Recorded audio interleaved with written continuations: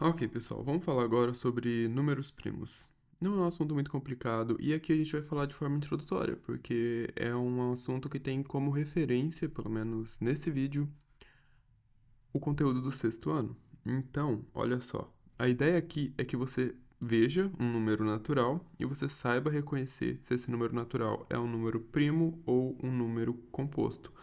Aqui eu não estou citando o número composto na tela, mas olha só, se não é um número primo, vai ser um número composto.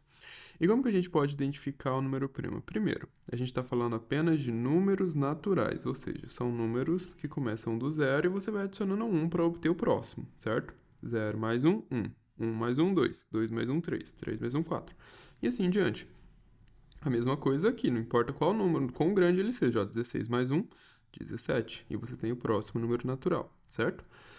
Bom, se ele tiver apenas dois divisores naturais distintos, olha para isso aqui, dois divisores, ok? Dois divisores naturais e distintos, ok? O número 1 e ele mesmo é denominado número primo. Por exemplo, se a gente pega o número zero, quantos divisores o número zero possui? Eu posso pegar o zero e posso dividir por 1, que dá zero. Eu posso dividir por 2, que dá zero.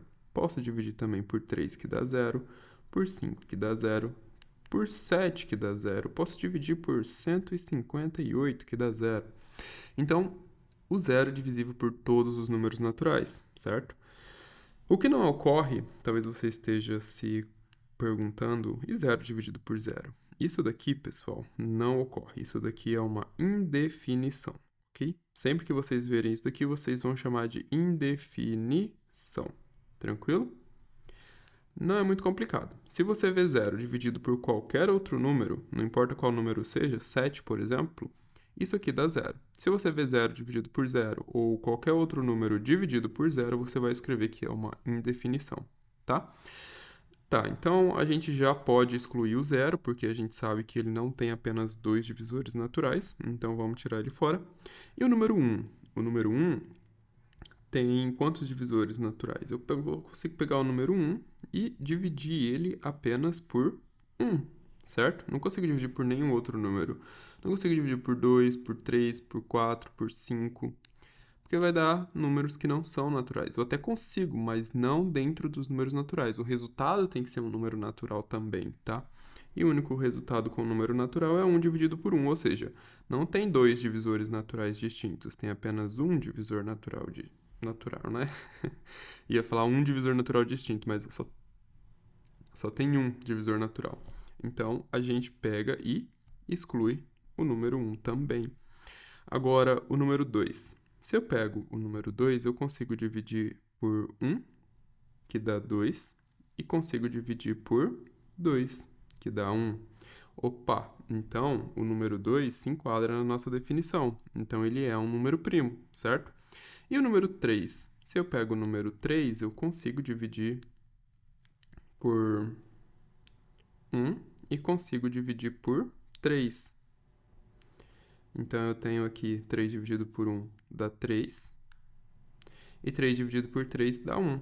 Então, o número 3 é um número primo. Agora, o número 4. Tá, eu consigo dividir por 1, consigo dividir por 4, mas eu também consigo dividir por 2. Olha só, já tenho 3 divisores naturais aí. Então, o número 4 não é um número primo. Então, a gente pode vir aqui e eliminar o número 4.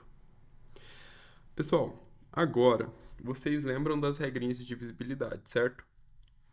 Se eu tiver qualquer um desses outros números aqui, qualquer um deles, se ele for divisível por 2, do 6, o 7, o 8, o 9, o 10, se for dividido por 2, eu já posso excluir ele da lista dos números primos. Porque eu preciso que o 7, por exemplo, seja divisível apenas por 1 e por 7. Se for divisível por 2, então já não é um número primo.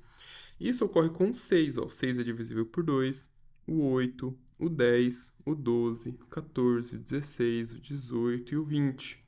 Todos esses são divisíveis por 2, então eu já posso eliminar, não são números primos. Agora eu venho e elimino os que são divisíveis por 3. Ou seja, o 9 eu sei que é divisível por 3, porque 9 é 3 vezes 3. O 15, que é 3 vezes 5. E como que eu sei se é divisível por 3? Você pega e soma os algarismos do número. Aqui no 15, por exemplo, você soma 1 mais 5 dá 6. Se 6 for divisível por 3, então 15 também é divisível por 3, tá? A gente viu isso lá nos critérios de divisibilidade. Como o 6 é divisível por 3, então 15 também é, a gente elimina ele. Os números que sobraram aqui, o 5, o 7, o 11, o 13, o 17 e o 19, são todos números primos, tá? E é assim que você identifica se o número ele é primo ou composto. Quem são os números compostos aqui? São os demais que a gente riscou, tá? Agora, tem umas duas observaçõezinhas. O número 0 e o número 1 não são primos nem compostos, tá? Mais para frente a gente vai falar sobre fatoração e essa ideia de número composto vai ficar muito mais clara, tá? Mas por enquanto, apenas lembre aí que se ele não for um número primo, ele vai ser um número composto. O número 0 e o número 1 não são números primos nem números compostos, tá? Então, vamos pegar esse 0 e esse 1 e vamos marcar eles aqui de alguma cor, sei lá, esse azulzinho aqui, para você diferenciar eles dos demais, tá? Eles não são números primos nem compostos. E o único número natural que é par e primo ao mesmo tempo é o número 2. E você pode estar pensando, cadê a fórmula? Não tem uma fórmula para encontrar esses números primos? Não tem, tá? E essa é a magia dos números primos, digamos assim. Conforme você for avançando, você vai ver que o fato de não ter uma fórmula para encontrar números primos permite usar eles em muitas aplicações, como por exemplo a segurança no seu cartão de crédito. É basicamente números primos, quer dizer, os números primos estão envolvidos na segurança por trás do seu cartão de crédito, né? Da transação bancária com seu cartão de crédito. Mas não é só isso. Mas graças a essa ausência de fórmula para determinar os números primos, enfim, podem ser usados em muitas coisinhas interessantes que não tem como ficar falando aqui, porque é um pouquinho avançado para o sexto ano. Mas a gente se vê nos próximos vídeos e fiquem com Deus e até mais.